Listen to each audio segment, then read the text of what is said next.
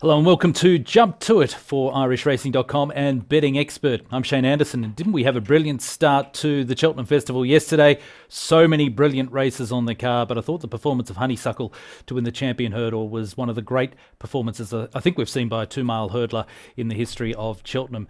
Big show to get through today as we preview day 2. Of course, today being St Patrick's Day, expectations are enormous that the Irish will come out on top.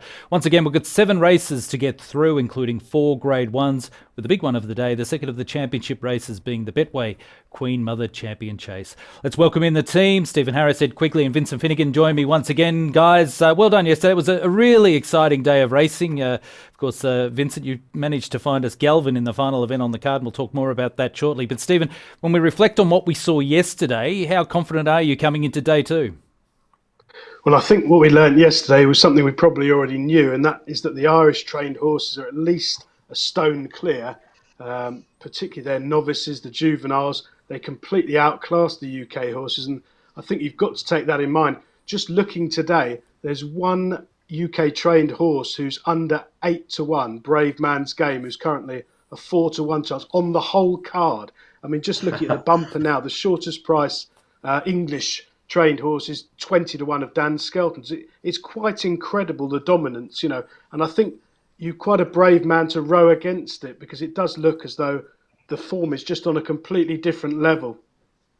You mentioned the Irish dominance yesterday, and historically, day 2 is where we often see big money coming for Irish-trained horses, Stephen. The fact we're racing on arguably good ground, I think today it's currently rated good to soft, but the expectations are that the ground will play fairly quick. Do you think that could dent perhaps some of the prospects of the Irish Raiders, considering they've been running through quite deep ground through the winter months? I mean, that is a good point. I mean, the last 6 months, it's been soft or heavy in both Britain and Ireland, to be truthful. I mean, horses like Monkfish, for example, is now 3-1 on. I mean, that is, I think he'll win, but it's a rock bottom price, a bit like Honeysuckle yesterday, who's obviously a very lucky winner. The market is completely focused on this. I mean, Shakin Poursoir is very tight, 11-10 on chance. It's 12-1 bar for looking. Again, that's all soft ground form.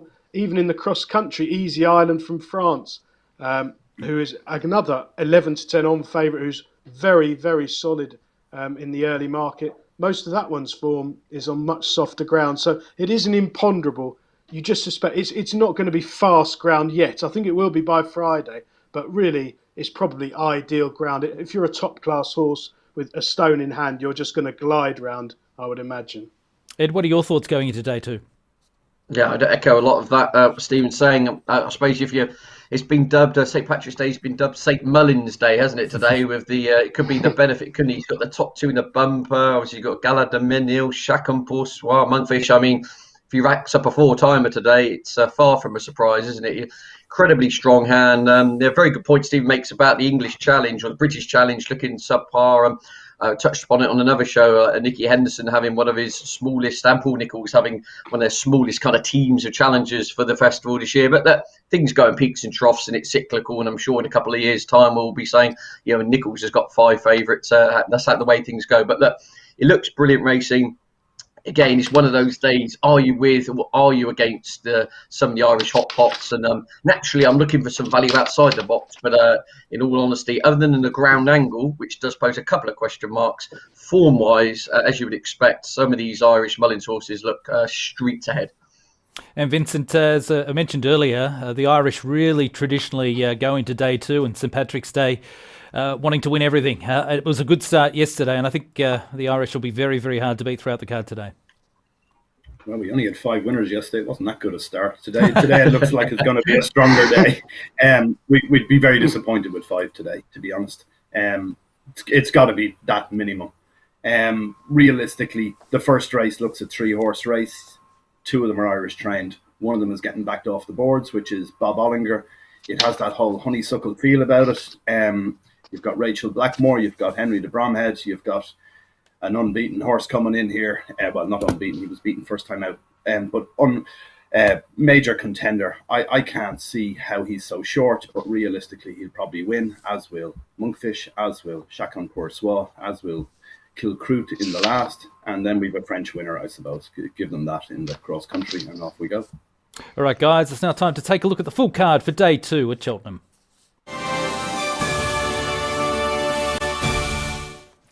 We've only got a small field for the opening race on the card, which is the Grade 1 Ballymore Novices Hurdle. This race being over 2 miles and 5 furlongs. Bob Ollinger has certainly been well spruiked, currently 6-4 favourite for bet 365. Gaillard de Mesnil at 9-4. Brave Man's Game at 4-1. And a horse I'm quite keen on at the each way, Bear Gills, currently at around the 11-1 quote. Well, this is a race that we've seen many top-class horses come through over the years. Isterbrack, Hardy Eustace, Forheen, and of course Envoy Allen won this race last year. Stephen, but only the 7 runners to face the starter this year. Which way are you going? Well, I've selected Brave Man's Game earlier in the week. My confidence has been diminished after yesterday because I sense that the Irish form is a lot stronger. Bob Ollinger looks the one. He's currently around about 7-4. The time people think he's better than the other Irish runner. The only question mark would be, as you mentioned earlier, Shane, that the ground, it's going to be good ground. All of his form is on really testing ground, but he's a powerful galloper, a strong traveller. He's open to loads more improvement. I should think he'll nearly lead, or certainly be right up there with Brave Man's Game. He's going to take a lot of beating. At the prices now, Brave Man's Game is 4-1, and Bob Ollinger about 13-8, 7-4. I think I'll be with Brave Man's Game and hope that Paul Nicholls can reverse the trend of we saw yesterday. The one I don't fancy in the race, and I'll be playing against him in match bets, is Bear Gillis, a horse I've backed the last 3 times. He's a lovely, strapping, chasing type, but he's very raw. All of his form's on soft ground. He can make a mistake. He's got a lot to learn. He's going to be a lovely chaser next season, but I really don't fancy him. He's just around 12-1 on Betfair. I know you're very keen, but I'm going to be laying him a place, a bit like Goshen yesterday, Shane. Well, you've just kicked the boot in again by bringing up Goshen. I still haven't recovered from that yesterday. Ed, let's get your thoughts on the race. Are you siding with the favourite, or do you think he is vulnerable here? Yes, on balance, I'd be with Bob Ollinger here. I think, obviously, the form, he absolutely thumped Blue Lord 10 lengths last time out, didn't he? At the time of his departure yesterday, I think Blue Lord was 5.5 lengths down on Appreciate It, jumping the last. So, it's hard sometimes to weigh up collateral form, but look, all in all, it looks as though Bob Ollinger is a very smart individual indeed. The ground is a question mark. However, he's quite a fluid move, and I was looking through his pedigree. He's very closely related to Misko, who was a fast ground flat horse, so plenty of form when the ground did dry up, and other elements of pedigree suggest he's related to a whole host of kind of middle distance fast ground flat performers. So the pedigree analysis is anything to go by. There is hope there. So Gaillard de Mesnil's the one I cannot get my head around, in all honesty. A bit of a quirky sort, headgears on. 1 mile last time out of a 2-6 on very deep ground. I don't quite know what to make of that one. From the value perspective, I can understand the angle now of Brave Man's Game. I mean, this horse has done absolutely nothing wrong. Obviously, the trends, boys and girls, are out in force, telling you the Challow Hurdle winners just cross them out when it comes to the festival. But I see no logical reason why he won't be playing a part here. I agree with Stephen. Bear Gills, lovely horse. I'm not going to poo-poo a double-figure shot, Shane. I'm going to give you the benefit of the doubt. But look, the horse, he won a handicap off 130 last time at Exeter. He's in really deep waters here today.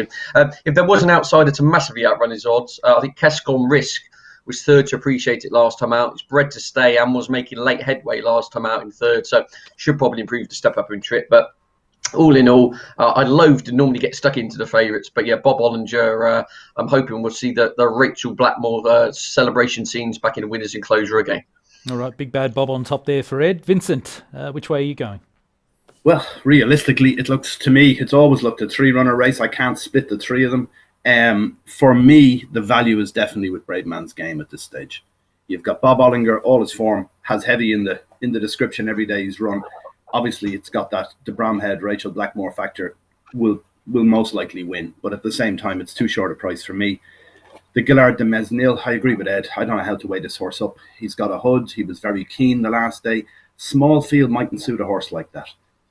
So I'd be a little bit wary of him. He's not a great price considering that's just the Willie Mullins factor more so than what we're really looking at form-wise, I think. So Brave Man's Game, he cost 370,000 after winning Irish point-to-point.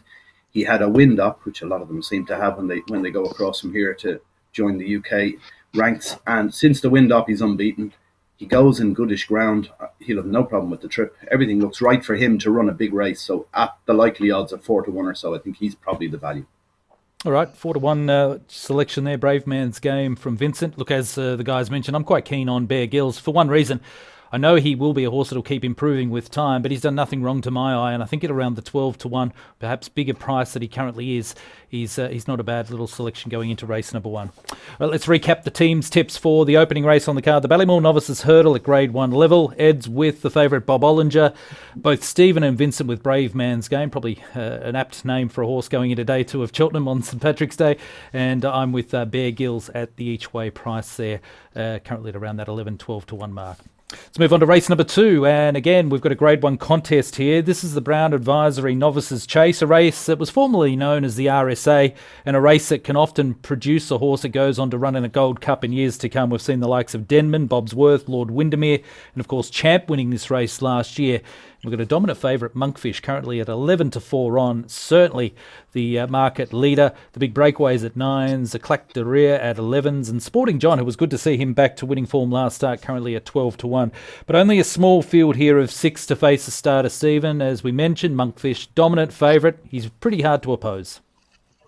Yeah, he's collapsed in the last few days, Shane. He was 11-8 on, I think, just before the weekend. He's now 11-4 on, and I think that's in the sponge, to be honest. He's more like a solid 3-1 on chance. It's 12-1 bar for looking. I don't fancy Sporting John at all. The ground's dried up. He won a race at Sandown that I don't think he was particularly expected or wanted to win in some ways. I think they were hoping to go into the handicaps at the festival rather than be forced into these graded races. That was a race that fell apart. He jumped appallingly again. He is up to 3 miles, which might help, but I still suspect he'll be losing half a length with his rider, Johnson, up. At most of the fences, I'll be opposing him. I think the interesting runner without the favourite, or maybe each way if you've got those kind of betting accounts, is the big breakaway. Colin Tizard, as we know, we've said a million times, has been really struggling for the last 3 or 4 months, but suddenly had a double at Taunton the other day. They're back running well, and this horse was running blinders at a time when the yard was badly out of form over Christmas. He ran a cracker at Kempton. He was still on the bridle 3 out when he blundered, and again 2 out against Shan Blue at Kempton. Now that form's okay. He'll love the drying ground. I think he's a really good bet without the favourite. All right, the favourite though, Monkfish, as a selection, but the value could certainly be the big breakaway there. I like that sort of strategy. Stephen, what about you, Ed? Yeah, cut and paste what Stephen just said for 2.5 minutes, and that's there we go. No, Monkfish is just head on form. Is in a different postcode. To be honest with you, if you were just going to be really pedantic, again, he's been traipsing around in very, very testing ground. The one time he's raced on ground with good in the description, he actually got beaten. But I mean, he was a baby then, so I won't worry too much about it in that sense. Look, he wins, but I'm not going to come on here and tipping on some favourite. I'd rather not come on the show, to be honest with you. So we're going to. I agree with Stephen. I think the big breakaway is most likely to follow him home. Needs to iron out his jumping errors, but a return to Cheltenham will definitely suit. Kempton was a tight track. Never looked happy on it. I think 3 miles around here, and as I said, I've been trying to get my hashtag Team Tizard t-shirt printed ready for this week. Couldn't get it delivered in time now, but I actually think the forgotten horse in the race could be Fiddler on the Roof at a big price. This horse, of course, chased home Next Destination last time out at Warwick, and of course, if you take the form line through Next Destination with Ascaria 10. Then it doesn't leave him all that far behind Eclat de Rear, who beat Ascaria 10 a length last time out. They're very similarly matched on their last runs. And Eclat de Rear is around 10-1. Fiddler on the Roof's 33s. I think he's unexposed, 3 miles a suit. He beat Sporting John earlier in the season as well. And again, that horse is a third the price of him. So I'm not saying he's going to win, but I think the Fiddler on the Roof, on looking through his form, he's entitled to be shorter in the market than what he is. So essentially, I think Monkfish will win this pretty easily. This is one race I actually don't rate the Irish horse in Eclat de Rear, and I think the Tizard horses who are now really starting to find their gear again. Eldorado Allen ran really well at a big price at the double on Monday, so I'm basically going the 1, 2, 3 of Monkfish, big breakaway, and Fiddler on the Roof. So maybe look at your each way without markets or your straight forecast or something. But yeah, it looks Monkfish is to lose. I think he'll win, and he'll probably be around a 5-2 shot to win next year's Gold Cup on the back of it. All right, some good advice there to play Monkfish perhaps with the 2 Tizard runners. What about you, Vincent? I'm in a similar camp here. Obviously, Monkfish is unopposable. What I'm really looking at here is the Robbie Power factor. he was riding all the Tizard horses up to earlier in the season when he took a decision to move back to Ireland. He did a piece on our website only a week or two ago where he's talking about all the horses for Tizards over at Cheltenham this week, and he's looking forward to different ones. And I think he may have had the choice here. I could be wrong, but I think he may have had the choice. I see Fiddler on the Roof has got a tongue strap on. It's a very big price, this horse. 33s, as Ed was saying. I saw 50 in places. Perhaps the forecast him with Monkfish. Perhaps you could even look at, there's even tricasts in some places on these races with the two Tizard horses and Monkfish. But realistically, I think Fiddler on the Roof could be one. Robbie Power, experienced rider. He'll ride this to get his absolute best possible finish, regardless of whether he had choice or not. So I think it's worth playing him. Right, and from my perspective, I can't see Monkfish losing, but not a race I want to get too involved in. Let's have a look once again at the team selections for race number 2 on the card. Ed suggesting the big breakaway could be the value selection there. But Monkfish certainly the one to beat. Stephen, Vincent and myself, the three of us with Monkfish on top. But it could be a race to play the exotics and hopefully get a result in that regard. Let's move on to race number 3, guys. And this is the Grade 3 Coral Cup Hurdle, one of the big handicap hurdle races of the week. We've got a maximum field of 26 runners. And a race that doesn't always go to a horse in the market. Demeter Company winning last year at 5-1 is the only horse as a favourite to win this race in the past decade. We can see Grand Noir at 7-1, Kronecki at 17-2, Kashari at 9-1, and Blue Sari at 10-1. Certainly a wide open affair, Stephen, as we go into the big handicap race. Yeah, 26 runners, Shane. So the one thing to say to punters is to try and play each way with bookmakers offering extra places. If you can find 5, 6, 7, 8, whatever, it makes a terrific mathematical difference. It goes from being a real bookmaker's benefit to being a punter's benefit if you can get on and if you can find them. It's 8-1 the field for looking on the exchanges. I like Grand Roy, but he has shortened up in the last week or two. So I think Monte Cristo, who's still around 12 or 14-1, is a very fair price. Loves good ground. They didn't think he was anywhere near ready when he won at Kempton. He was 25-1 that day, having run quite promisingly at Aintree on his seasonal reappearance. He's low mileage. He's not had many runs for the yard. Darryl Jacobs' book, which I absolutely love in these big field handicaps, he's going to get a patient ride from out the heat of the race, and I think he'll go close with any luck in running. And I must give a quick mention to one I've been tipped this morning, who is 75 on the exchanges at the moment, Borum Bill. Another one who'll love good ground. Emma Lavell's flying. Probably one to try and have winning as well. All right, Monte Cristo there as the top selection, but Borum Bill at a massive price. Perhaps one to have a small each way gamble on there. Ed, which way are you going for the big handicap?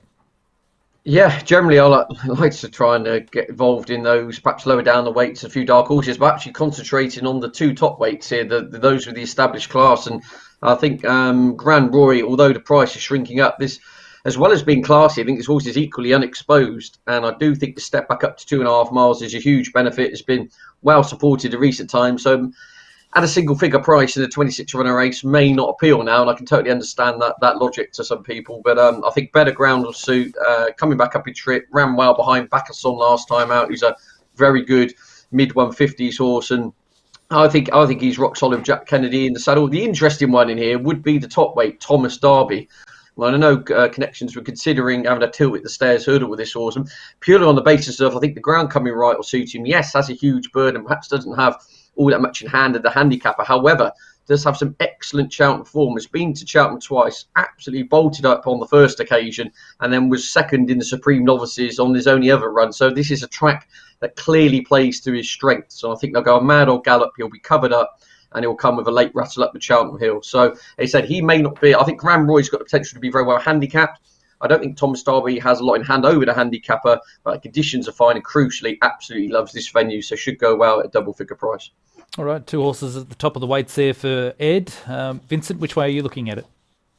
Well, I think it's a lottery, to be honest with you. Just seeing some of the handicaps yesterday, you'd be thinking maybe the Irish have a little bit of an edge somewhere in it. I could see the Grand Roy angle from Ed.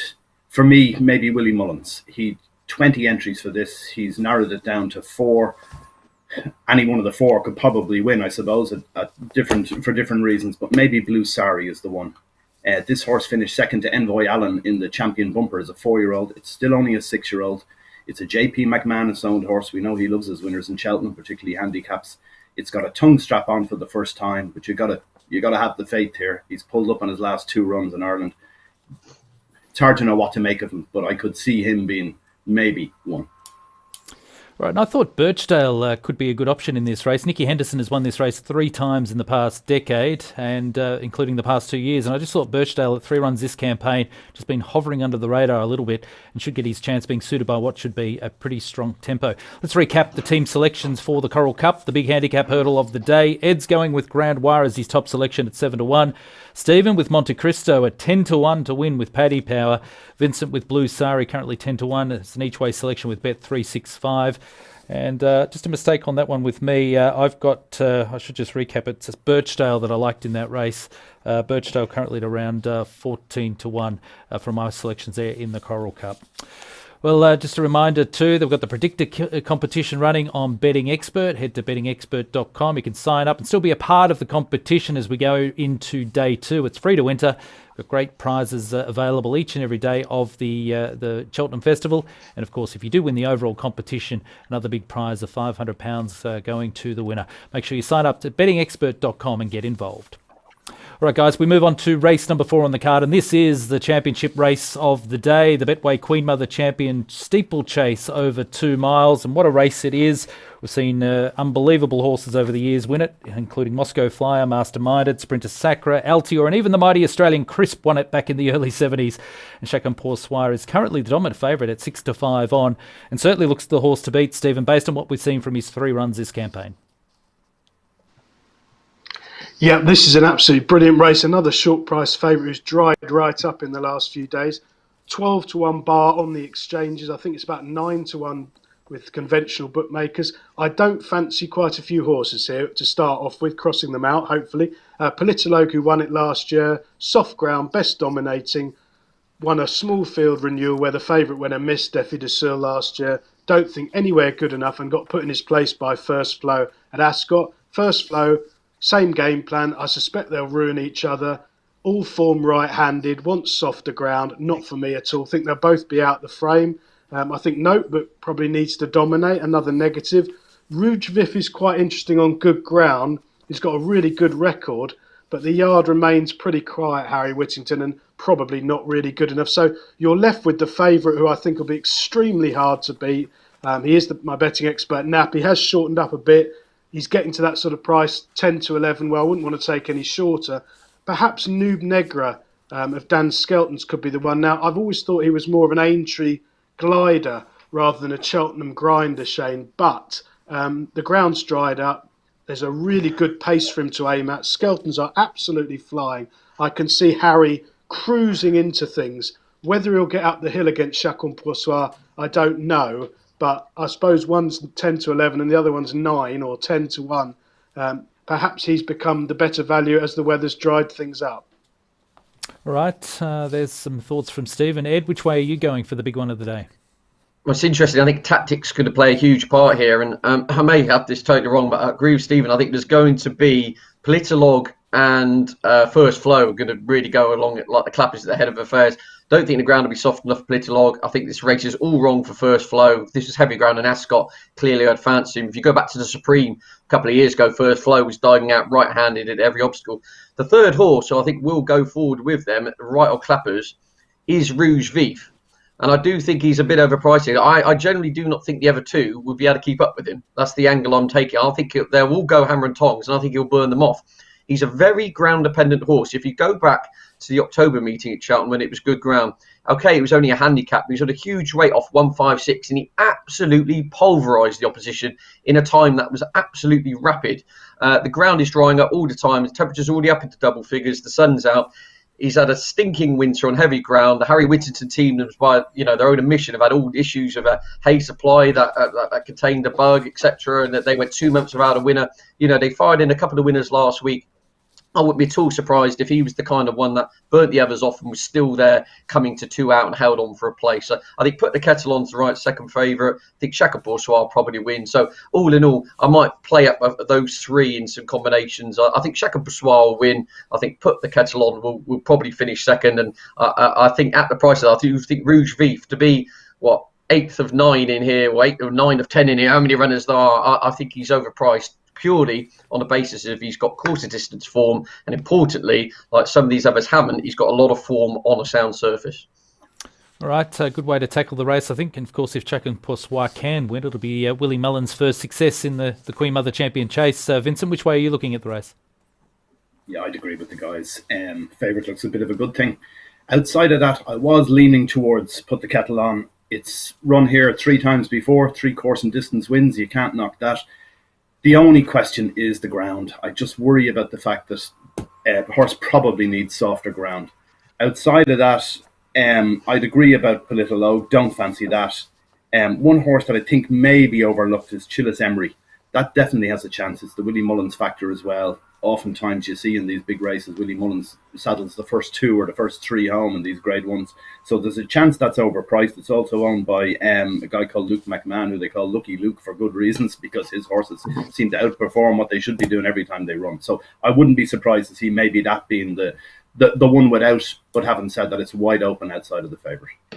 All right, from my selection in the race, I'm also happy to go with Put the Kettle On at the each way. I think she's just at a big price for a mare who's got a great record of the course, and I was quite taken by her 2 runs so far this campaign. Let's recap the team selections for the Group 1 or the Grade 1 Betway Queen Mother Champion Chase over 2 miles. Ed with Rouge Vif at 25 to 1 each way with Bet365. Chacun Pour Soi, the one to beat from Stephen, currently 6 to 5 on with William Hill, and both Vincent and myself with Put the Kettle On at a nice each way price at around that 9 to 10 to 1 mark. We move on now to race number 5, and this is the cross-country chase, a race that is one of the great spectacles at the meeting, and we've got the defending champion Easyland currently at 11 to 10 on, the French star. Tiger Roll, who's won this race on 2 previous occasions and of course was runner-up last year, the 2-time Grand National winner at 11 to 2, Sumneck at 10s, Le Brule at 14, 16 to 1, bigger the remainder of the field. Stephen, it is, as I said, a great spectacle race, this one, but from a betting perspective, do you think it's a good race to be betting in?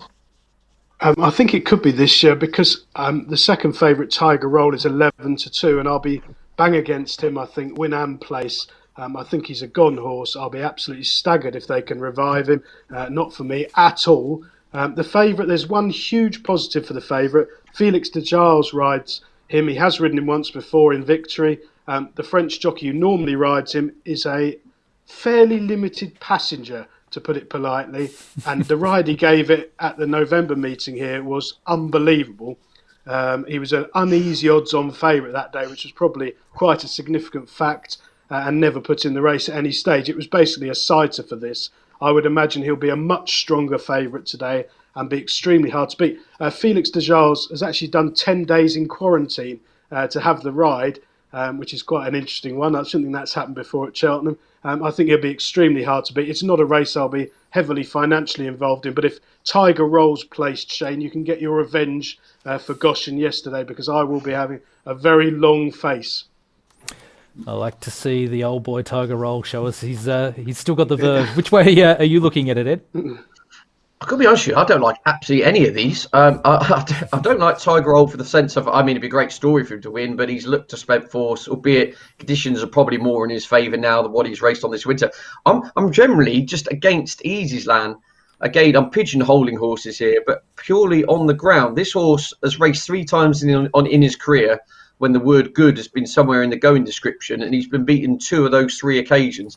That would just make me a little bit nervous. I accept Stephen's point about perhaps the ride he was given back in November wasn't the best, but I think he was a little bit uneasy in the market due to, if you remember, that was an unusually dry November, or at least it was until the point of that race. And that would just make me a little bit concerned here. I generally think it's not so much I crab his form, and I don't really fancy anything else to beat him. I think he could just beat himself, if you see what I'm saying. And so, in short, this isn't one of the races I tend to get too stuck into. I've had a very, very small each-way bet on Out Sam each way, purely because his form figures over the course of distance at the cross-country read 4, 3 and 3. He was third in this race last year. I think he's about 40 to 1. V finished third in this again, and something crazy in the top two. I'm basically taking the view, I don't like the top two in the market at all. I think this market's a little bit priced up purely on reputation and memory, and not necessarily what is actually here today would be my kind of underlying view. So I'm generally against the top two, and if something goes amiss with them, I think Outsam stays on into third at 40-1. Probably for my smallest bet of the week, I'll be quite happy. All right, fair assessment. What about you, Vincent? Well, I'm agreeing with the guys around Tiger Roll. Can't see it at this stage. I think the horse is gone. The run in Navan the last day was too bad to be true. Some people were trying to take a glimmer out of it, the fact that he was still travelling okay turning in, but my God, he stopped to a walk that day in Navan. It just looked like there was nothing left, no enthusiasm from the horse, so I can't see him win. Having said that, I know that when Gordon was training him, now that he's not, but they were doing things like running this horse in out hunting and that type of thing to get his enthusiasm back. These Banks courses, they're a law unto themselves with all the different obstacles. Maybe that sparked something with the horse, but I really think he's gone, so I can't see him being involved. I'd be a place layer of Tiger Roll as well. The favourite, I don't know that much about him in the sense that we know he won in Cheltenham last year. He's a JP McManus short-priced horse in a Banks race. We've got years of that here in Ireland. It just happens time and time again. They win every single time. Okay, it's a slightly different trainer this time, but realistically, that will win. There's no point trying to oppose it. Maybe there's a little bit of a chance here with some neck. John McConnell, Richard Johnson. They ran him over hurdles the last day to avoid exposing him too much, I suppose, over these Banks. But he looks like a horse that'll be a player in it. He'll be second or third, I'd imagine. All right, thanks, Vincent. From my perspective, I just can't find anything to beat Easyland. I think if he runs to the level that he produced when winning last year, he'll win again. But like the guys, it's not really a race I'm too keen to get heavily involved in. All right, let's recap the team selections going into the cross-country steeplechase. Ed without Sam, I think he can get now as big as 40-1, but 33-1 available. And Stephen, Vincent and myself with Easyland, the favourite. But again, as we've said, they're not really a race that we're overly keen to get involved in. All right, let's move on to race number 6 on the card. We're expecting this race to be run at a really strong tempo throughout in the Johnny Henderson Close Brothers Handicap Chase. This one being over 2 miles. We've got Embittered currently at 5-1, the market leader with Bet365. Zanza's got plenty of support at 7-1. And Takar at 15-2 for Joseph O'Brien. And Chosa made at 8-1, courtesy of Paddy Power, 14-1. The remainder of the field. Stephen, I think this is quite a fascinating race. As I said, they should run along from the outset, so it might just be survival of the fittest. Yeah, I think you want to have a hold-up ride here, Shane. They're going to go like the Clappers, as you say, especially on good ground, or maybe even faster ground by 4:15, given the forecast. There's a couple of right jobs here. Chosen Mate is apparently, well, one of the strongest fancies of the week from the yard. I think it's one that all the lads have backed. It's been laid out, won the race last year, absolutely bolted up, landing a gamble. Radar required in softer ground this winter in Ireland, but that might not necessarily be a negative for his chance today. Perhaps the best way of putting it. Embittered has been absolutely smashed in the last week, down to about 9-2 now from double figures a week ago. A fascinating runner, only 4 runs over fences this winter, trained by a genius, ran a blinder in the county hurdle in 2020, so the course won't be any problem. The price is gone though. My 2 against the field to get there eventually. Ibleo, who I fancied earlier in the week at 16, is now half that. And Sky Pirate, who's actually gone the other way.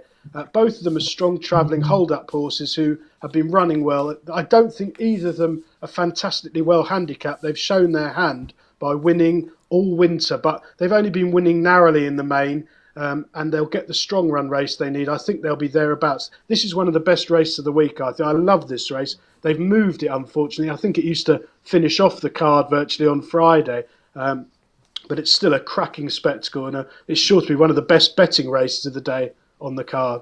All right, you did reference Chosen Mate. If he can win this race again, he'll only be the 3rd horse in history that has won this race on 2 occasions, so he's got a bit of history against him, but as you say, there's been plenty of money about for him. Ed, what are you doing in this race? Well, one of my strongest handicap fancies of the week comes in this race. That is Zanza, the combination of Philip Hobbs and Richard Johnson. Interesting point about this race used to be run on the new course, obviously, which was relatively a bigger test of stamina. Coming on to the more sharper old course on drying ground, I actually think massively plays into the hands of Zanza, who's a strong traveller. He naturally goes through his races nicely. And look, if you go back to his run back in Newbury in November, absolutely bolted up by 5.5 lengths on good ground on that occasion. Looked really impressive. Then went to Cheltenham in the race won by Sky Pirate a month later. Coming to 3 out, nothing's travelling better than him. I mean, Sky Pirate was going well, but he was absolutely lobbing. And then he was a weird kind of forward. He jumped the fence, but almost his back legs clipped and he slipped and crumpled on landing and exited Richard Johnson out the side door. Well, okay, I understand that's ideally not the best preparation coming into Cheltenham Festival, but the massive positives are he's missed all the bad winter ground by coming here fresh, and it's protected his handicap mark. He's left on a mark of 145. I'm convinced if he'd stood up, he would have gone very close, if not a 1. And Sky Pirate, who won that race, he actually gets an 18-pound pull at the weights, I think, as a kind of forecast as a result of what Sky Pirate's gone on to do. I think this is an incredibly well handicapped horse who was in the process of running a huge race last time out. Ground conditions in his favour. I'll be very disappointed if he's out of the 4, the 5, or the 6, or whatever you can get from your each way concessions. But Zanza each way, if he stands up, I'm just going to log off if he can't finish in the places. All right, big push there from you, Ed, with Zanza. Vincent, what are you doing? Well, I'm kind of in the same camp here as the two guys, with the fact that this race in Cheltenham in December looks the key to it, where Sky Pirate beat Ibleo and Zanza fell 3 out. Okay, Zanza was travelling very well. It's a long way from home. Hasn't had a run since. That's a definite positive in the sense that his handicap mark has remained unchanged.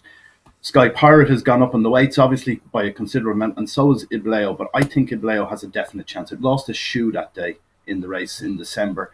It's won twice since Venetia Williams' horse. I could see that run a big race. Each way, 9, 10 to 1, looks value. Anyone who is looking to go on the chosen mate route, Jordan Gainford, very inexperienced, looks a talent. He's won a couple of nice races recently in the last week or so in Ireland. He's very inexperienced, but claiming 7 off it, I suppose they know what they're doing. All right, from my perspective, I'm siding with Joseph O'Brien. He does have 3 runners in the race, Embittered, Entercar, and also Us and Them. But I thought of the 3, Entercar was the one that appealed the most. Has been just ticking over nicely with his runs this campaign. And certainly at the each way, looks a good option going into this the second last race on the card. Let's recap the team's selections for the Johnny Henderson Grand Annual Handicap Steeplechase. Expect them to go like the clappers from the outset. Zanza, very confidently tipped by Ed. 7 to 1 you can get. Stephen with Ibleo at 14 to 1, as has Vincent, also Ibleo, and Entercar from my perspective at the each way. And the final race on the card, guys, is the final of the Group 1 or Grade 1 races of the day, and this is the Weatherby's Champion Bumper, the only flat race for the meeting. Of course, a race that's produced many top-class horses over the years, Florida Pearl, Q Card, and of course Envoy Allen winning this race 2 years ago. It is at the start of these horses' career, so we will watch with interest what they can do over the next few years. Kilcruit won like Arkle last start. It's currently the 13 to 8 favourite. Sir Gerhard, who's been well pushed at 11 to 5. 3 Stripe Life, I think, is at a good price there at 17 to 2. And Ramirez at 14 to 1 next best, with 22 to 1 or bigger for the remainder of the field. I think this is going to be a fascinating race, Stephen, and there does look to be, I think the 3 horses at the head of the markets could go on to be pretty special. Yeah, I mean, there's a few things to say about this, Shane. I love this race for watching, punting-wise, not for me at all, but I think you'll see so many winners. In the old days, it was when I first got into racing, used to follow the running over hurdles next season, and they all used to just win. It was unbelievable. It's still true now that whatever runs in this race comes out and wins, and they all become top-class hurdlers. So it's a brilliant watching race. This year, it's the shortest price English runner is Dan Skelton's L.A. Bell, who's 25 on the exchanges at the moment. That is pretty incredible. For the bumper, it's got an unusual look to it. Kilcruit is 6 to 4 and Sir Gerhard's 2 to 1. Well, I have had a small negative for Sir Gerhard since he arrived at his new yard, which may or may not be true, but I just thought I'd mention it. I'm probably going to lay Sir Gerhard and try and get Kilcruit in short as a bookmaker. Maybe try and have sort of 4 to 1, 5 to 1 bet on the front 2 and pray. It's always been a race you can get a result in. I've got no idea about the merits of the Irish form, particularly as it's all on soft ground, and this will be good to firm ground by 10 to 5 on the day. So while I've selected the front 2 in the market, being honest, I'm going to put my bookmaker's hat on, try and have it bet on the front 2, I think Sir Gerhard may drift later. Kilcroot may shorten up. So lay Sir Gerhard now at 2-1. Try and lay Kilcroot later at about 5-4. You're having 4-1 bet on the front two. Get the prayer mat out. Let's get them both beat. Love your work there, Stephen. Ed, what are you doing? Generally speaking, some years I wouldn't even have a bet in this race, but the key point, what Stephen touches upon, historically, this is one of the most informative races for going further forward. I mean, obviously, we saw Appreciate It just touched off in this last year. You go back Envoy, Alan, you go back through this race, there will be horses finishing 7th or 8th in here.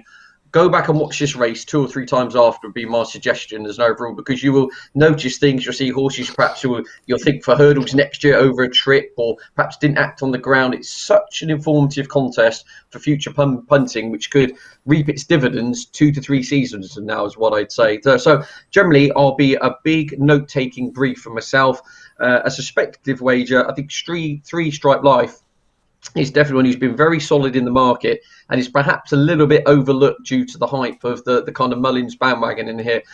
Beat absolutely nothing in Navan last time out. However, I'm told by the stopwatch aficionados, given the ground, it was in a very fast time and didn't have to come out first gear in order to do so. So tentatively with 3 Stripe Life, but I'm going to turn into my kind of geeky anorak style for this, and we'll be seriously watching this race, because there'll be lots of angles coming from this in regards to, I'm sure this time next year, Shane, we'll be sat here and we'll be talking at least 2 or 3 of these horses in regards to having major claims at winning at the 2022 Cheltenham Festival.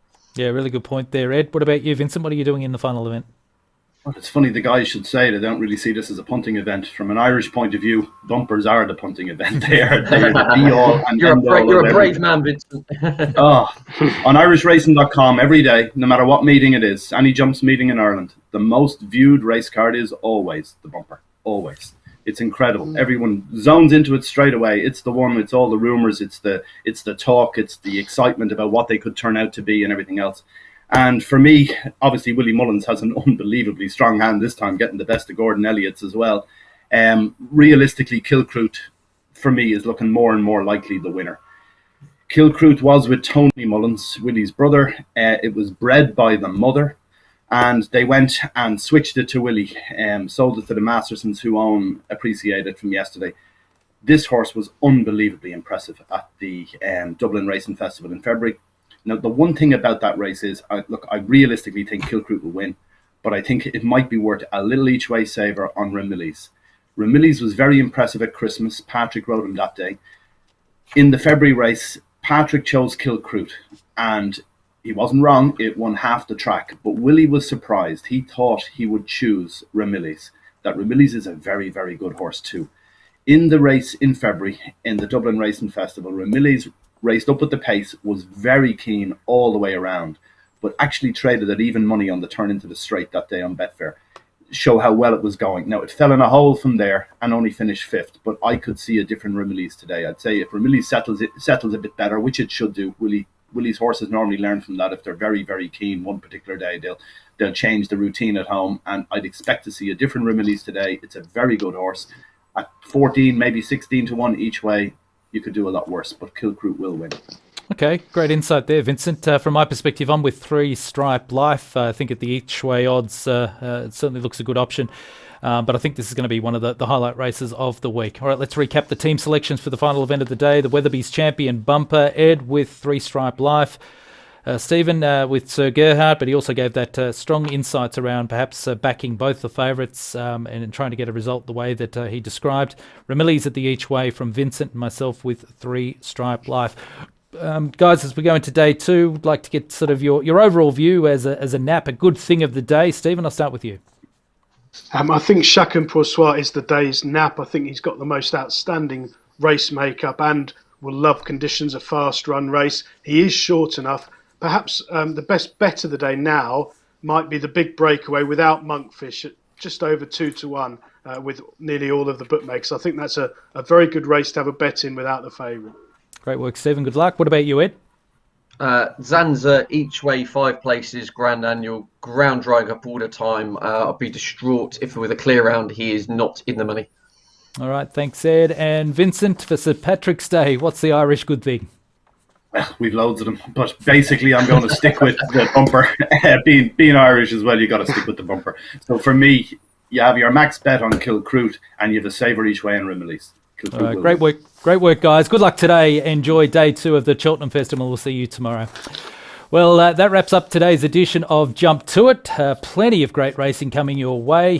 We certainly hope we can find plenty of winners on today's card, with the big one, the Betway Champion Chase, the Queen Mother Champion Chase being the championship race of the day. Make sure you head to irishracing.com. You can get all the news, form, race cards and tips and betting information. Vincent and the team do a fantastic job. And of course, head to bettingexpert.com. Stephen Harris has his daily tips for racing in the UK and Ireland. And of course, plenty of great offers through bettingexpert.com. And make sure you sign up to the Predictor competition as we go into day 2. Free to enter and great fun for all involved. Hope you've enjoyed today's edition of Jump To It. Hope you find plenty of winners. We'll see you again tomorrow.